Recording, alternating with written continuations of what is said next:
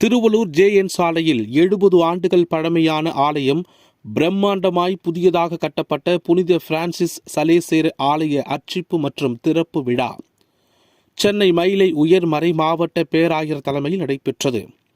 திருவள்ளூர் மாவட்டம் திருவள்ளூர் நகர் பகுதியில் உள்ள ஜேஎன் சாலையில் 70 ஆண்டுகள் பழமை வாய்ந்த ஆலயம் பிரம்மாண்டமாய் புதியதாக கட்டப்பட்ட புனித பிரான்சிஸ் சலேசியர் ஆலய அர்ச்சிப்பு மற்றும் திறப்பு விழா சென்னை மயிலை உயர்மறை மாவட்ட பேராயர் ஜார்ஜ் அந்தோனிசாமி தலைமையில் மிகவும் பிரம்மாண்டமாக நடைபெற்றது.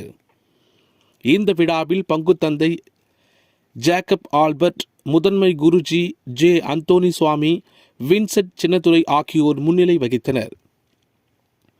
முன்னாள் பங்குத்தந்தையர்கள் Clement Bala, Susairaj, Victor Ramesh, Raymond Peter, M Arulraj, A Arulraj, Peter Thumma, Maria Joseph, Gerald Majella மற்றும் மறை மாவட்ட அருத்தந்தையர்கள் என பலர் கலந்து கொண்டு சிறப்பித்தனர். பங்கு பேரவை துணைத் தலைவர்கள் ரமேஷ் குமார், செயலாளர் அனிகுமாரி, நிதி செயலாளர் ராபின்சன், இணை செயலாளர் தாமஸ், மர்பின், சகாய், சதீஷ் மற்றும் பங்கு பேரவை உறுப்பினர்கள் ஒருங்கிணைப்பில் விழா ஏற்பாடு செய்யப்பட்டிருந்தது.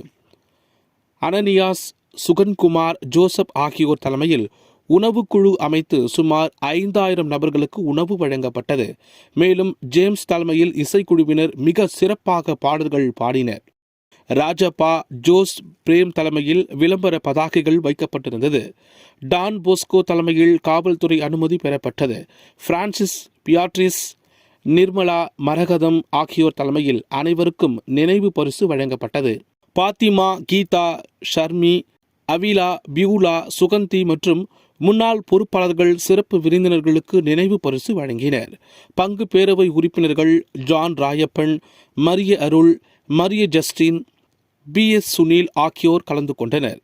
ரிஷிபா தலைமையில் இளையோர் இயக்கத்தினர், மரியாளின் சேனையினர், புனித வின்சென்ட் தே பவுல் சபையினர், மகளிர் குழு என அனைவரும் தங்கள் பணிகளை சிறப்பாக செய்தனர்.